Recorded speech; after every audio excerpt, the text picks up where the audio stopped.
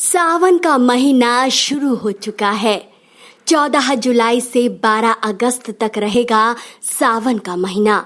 इस बार सावन के महीने में 4 सोमवार पड़ने वाले हैं। तो जान ले, ज्योतिषविदों का कहना है कि इस सावन 3 बार रवि योग रहेगा और बाकी 4 योग अलग अलग दिन पर पड़ रहे हैं। ज्योतिषियों का कहना है कि सावन की शुरुआत विषकुंभ और प्रीति योग के साथ हो चुकी है, इसलिए इस बार श्रावण मास का महत्व और भी बढ़ गया है। इन दोनों ही मुहूर्तों में भगवान शिव की पूजा का फल कई गुना बढ़ जाता है। भोले के भक्तों के लिए हम वसुंधरा गाजियाबाद के लक्ष्मी नारायण मंदिर गए, जहां पुजारी जी ने जलाभिषेक से जुड़े कई महा उपाय बताए। हमने आपके जीवन में आने वाली बाधाओं के विषय में भी बात की। सुनिए बातचीत के वो अंश। सावन का माह प्रारंभ होने वाला है, तो आप दर्शकों को ये बताएं कि सावन के माह में महादेव को कैसे प्रसन्न किया जा सके। श्रावण के माह में आज महादेव भोले बाबा शंकर भगवान को बेलपत्री चढ़ा करके, उनकी प्रिय है भांग से बहुत प्रसन्न होते हैं। और यूँ तो चढ़ाने के लिए फूल भी, पत्ती भी और दूध भी चढ़ाई जाती है। समी पत्र भी चढ़ाया जाता है भोले बाबा को। अधिकतर भोले बाबा प्रसन्न होते हैं बेलपत्र और भांग से। ये बहुत प्रिय है उनको। कोई भी कष्ट का निवारण करना है, अपना कार्य बनाना है, तो भोले बाबा का व्रत करके, प्रदोष व्रत का, और बेलपत्री अवश्य चढ़ाएं और चावल। सावन के माह में पंडित जी सुहागिन महिलाएं और कुंवारी कन्याएं 16 सोमवार का व्रत रखती हैं। तो उसका क्या महत्व है, इससे क्या प्राप्त होता है? 16 सोमवार का कुंवारी कन्याओं को मनवांछित पति की प्राप्ति होती है, और अगर कोई विद्या के लिए करता है तो उसको विद्या प्राप्त होती है, और सुहागिन महिला करते हैं उनके पति की लंबी आयु और धन धान की वृद्धि होती है। आजकल लोगों का कारोबार, व्यापार, उनमें उन्हें परेशानी आ रही है, तो सावन के माह में ऐसा कौन सा उपाय है, अचूक उपाय है, जो उन पर प्रभु की कृपा रहे? अचूक उपाय है भोले बाबा का अभिषेक, जिसको रुद्र अभिषेक बोलते हैं। और भोले बाबा का रुद्र अलग अलग तरह से होता है। लक्ष्मी प्राप्ति के लिए गन्ने के रस से, रोग नाश के लिए कुसा के रस से, उसको कुशोदक बोलते हैं, और बेल के रस से भी होता है। अभिषेक अलग अलग तरीके से होता है। दूध से भी होता है, गन्ने के रस से भी होता है, शहद से भी होता है, और कुसा के रस से भी होता है, कुशोदक बोलते हैं, और बेल के रस से भी होता है। पंडित जी, सावन माह में अगर कोई व्रत रखना चाहता है तो किस तरह से वो व्रत रखेगा? किस चीज़ का व्रत करना है? सोमवार का व्रत। तो घर से थोड़ा पंचामृत बना करके लेकर के आए, और पंचामृत में होता है दूध, दही, शहद, घी, बूरा। और पहले भोले बाबा को जल से स्नान कराए, फिर पंचामृत से कराए, उसके बाद फिर जल से, जैसे हम शैम्पू लगाते हैं ना, ऐसे भोले बाबा का शैम्पू समझिए उसको, इसलिए फिर शुद्ध जल से कराते हैं। और वस्त्र की जगह पे थोड़ा कलावा, उसके बाद में टीका के बाद में चावल के बाद में फूल, बेलपत्र भगवान भोले बाबा को, और फिर और भी जो इच्छा है, भांग चढ़ाओ, धतूरा चढ़ाओ, आग चढ़ाओ, आग भी चढ़ता है भोले बाबा को। हाँ, और कुसा भी चढ़ती है, समी पत्र चढ़ता है, तुलसी की मंजरी भी चढ़ती है भोले बाबा को। पंडित जी ये बताएं कि कांवड़ यात्रा भी प्रारंभ होने है, और कहा जाता है कि वो जल स्रोत से मंदिर की तरफ आते हैं। कांवड़ जो है, हाँ, जल लेकर के आते हैं वहीं से मंदिर की तरफ आते हैं। तो आप ये बताएं कि सावन के महीने में क्या नहीं करना चाहिए लोगों को, जिसका विशेष ध्यान रखना है? क्या नहीं करना चाहिए उनको खान पान में, या उनको व्रत उपवास में, किन चीज़ों को नहीं करना चाहिए? व्रत वाले इंसान को तामसी चीज़ें नहीं खानी चाहिए, जैसे प्याज है, लहसुन है, और नॉन वेज है। पूरे सोमवार पूरे श्रावण का व्रत करेंगे, पूरे श्रावण नहीं खाया जाएगा। कुछ ये चातुर्मास का व्रत भी शुरू हो जाता है, एकादशी अब निकल गई है, देवसेनी एकादशी। ये 4 महीने का पूरा व्रत होता है। इसमें कुछ दालें भी नहीं खाई जाती हैं, और जो चीज़ छोड़ी जाती है उनका फिर बाद में दान करना पड़ता है।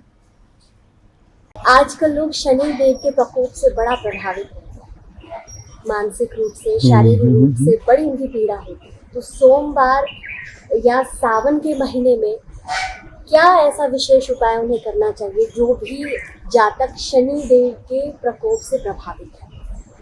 शनिदेव बहुत ही प्रिय देवता है। जो आप सोच रहे हो ना, वो नहीं है। कर्मों का फल सबको भोगना पड़ता है, चाहे हम हैं चाहे आप हैं, कोई भी हो। एक बाप के 4 पुत्र हो, तो जैसी जिसमें बुद्धि होती है ना, उसको ऐसे कार्य बांटा जाता है। सब ग्रहों को कार्य बांटे हैं, तो शनिदेव को बना दिया यज्ञ, वो जज बना दिया है। वो तुरंत न्याय के देवता, वो तुरंत फल देते हैं। अगर इंसान अच्छा करता है तो अच्छा फल देते हैं, और अगर गलत करता है और सही दशा हो तो उसको गलत फल देते हैं, तुरंत दंड मिलता है। की महादशा से पीड़ित है तो सावन का तो बहुत अच्छा शुभ अवसर है, तो वो कैसे मैं श्रावण के सुबह श्रावण का व्रत करें, क्यों? शनिदेव भोले बाबा के शिष्य हैं। वैसे उनका कहना मानते हैं, तो भोले बाबा के पूजन से शनिदेव भी शांत होते हैं। उनका ग्रह, उनका प्रभु शांत होता है भोले बाबा की पूजा से। तो सावन के शनिवार के दिन कोई उपाय करना पड़ेगा? पूरा नहीं, पूरा ही व्रत करना पड़ेगा। शनिवार को अलग उपाय होता है। शनिवार को काल तेल चढ़ाएं, सरसों का तेल चढ़ाएं, काल तेल चढ़ाएं, और सरसों के तेल का दीपक जलाएं। काला कपड़ा भी चढ़ा सकते हैं। नारियल होता है जटा वाला, पानी वाला, वो भी चढ़ा सकते हैं। और भी बहुत सारे उपाय हैं। जैसा उपाय जैसा हो, वो सबका अलग अलग तरह का उपाय है शांत करने के लिए। पंडित जी, बहुत लोग सक्षम नहीं होते मंदिर तक आने के लिए, तो वो घर में ही जलाभिषेक करना चाहिए, तो वो किन बातों का ध्यान रखें? जो जल चढ़ाते हैं ना, वो समझो गंगा जल बन जाता है। वो गंगा जल ही निकलता है उनके सिर से। जैसे गंगा जी बहती है ना सिर से, चट्टान में से गंगा जी निकली, तो जब जल चढ़ाते हैं तो गंगा जल स्वयं बन जाता है। तो जब गंगा जल होने के कारण उसको फिर इधर उधर न जाए से जलहरी, उसको जल इधर उधर भटके, और इसलिए उसको जलहरी बोला जाता है। कोई बीमार है, कोई रोगी है, कोई वृद्ध है, वो अगर महादेव को प्रसन्न करना चाहे और व्रत उपवास करने में सक्षम नहीं है पंडित जी, उनके लिए क्या कोई विशेष तो उपाय? नहीं कर सकता है, व्रत नहीं कर सकता, तो भगवान भोले बाबा ऐसे प्रश्न, भोले बाबा हैं वो ऐसे प्रश्न होंगे, उनको भी वो बताए अभिषेक, उससे अभिषेक करें। अगर पर ब्राह्मण के द्वारा सक्षम नहीं कराने में, तो स्वयं चढ़ाए ला करके। एक होता है, आजकल दुर्घटनाएं बहुत हो जाती हैं। कहा जाता है कि महान मृत्युंजय का बहुत महत्व है, तो क्या सावन के माह में कोई अगर ये अनुष्ठान करना चाहे महामृत्युंजय का, तो वो करवा सकता है, और उसके क्या नियम? अनुष्ठान सबसे प्रिय भोले बाबा को श्रावण का महीना है। वैसे कार्तिक भी है, माघ का महीना भी है। इन तीनों महीने में विशेष पूजा लगती है भोले बाबा का, ज़्यादा प्रश्न होते हैं। और अपमृत्यु बोलते हैं, अकाल मृत्यु होती है, एक्सीडेंट वगैरह हो जाते हैं, उसको बोलते हैं अपमृत्यु। तो अपमृत्यु जो महामंत्र मंत्र सबसे बड़ा मंत्र है, इसको कराने से सारी बलाएं टल जाती हैं। अपने आप स्वयं भी करना चाहे तो इंसान स्वयं कर सकता है, अगर सक्षम न हो कराने में तो, और ब्राह्मण के द्वारा करना चाहे तो ब्राह्मण के द्वारा भी कर सकता है। करें नित्य नियम से, भोले बाबा थोड़े से प्रसन्न हो जाते हैं। और अधिकांश पहले बता चुका हूँ, भगवान भोले बाबा बेलपत्र, चावल और भांग से बहुत ही प्रसन्न होते हैं।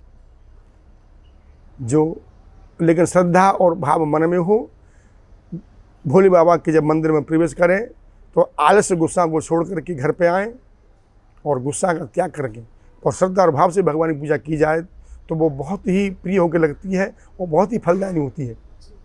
लेकिन श्रद्धा और भाव से की जाए। कहते हैं भगवान ने स्वयं कहा है कि पत्रम पुष्पम फलम तोयम यो मे भक्त्या परिच्छति। जो भक्त मुझे श्रद्धा और भाव से पत्र पुष्प अर्पण करता है, मैं उसी से प्रसन्न हो जाता हूँ, नहीं कि सोना चांदी से। महादेव तो वैसे ही हाँ, भोले बाबा को तो पत्र पुष्प ही प्रसन्न करते हैं, खुश होते हैं पत्र पुष्प से। तो भांग भी पत्र है और पुष्प तो पुष्प ही है, उसे भगवान प्रसन्न होते हैं। भांग को लेकर के लोगों के मन में प्रश्न रहता है कि ये तो विष के समान है, और महादेव को क्यों इसे अर्पित किया जाता है? युवा ज़्यादा भोले बाबा को भांग तो बहुत ही प्रिय है, क्यों? इसलिए उनको भोले बाबा कहता है। कहते हैं आप वो भजन आता है, भोले भंग तुम्हारी पार्वती माता बोलती है, वो मैं घोटत घोटत हारी, मोरजोर घुटी जाए, ये भजन आता है ना, तो भोले बाबा तो प्रिय भगवान को बहुत ही प्रिय, सबसे ही प्रिय है। मस्त मतलब भंग खा करके मस्त इंसान हो जाता है, उसकी अंदर में किसको क्या कह रहा हूँ क्या नहीं कह रहा हूँ। भांग खा करके भगवान भोले बाबा ये नहीं जोश विचार करते मैं किसको क्या वरदान दे रहा हूँ। और धन्यवाद आपका हमारे दर्शकों को इतने महत्वपूर्ण उपाय बताने के लिए। आशीर्वाद दीजिए।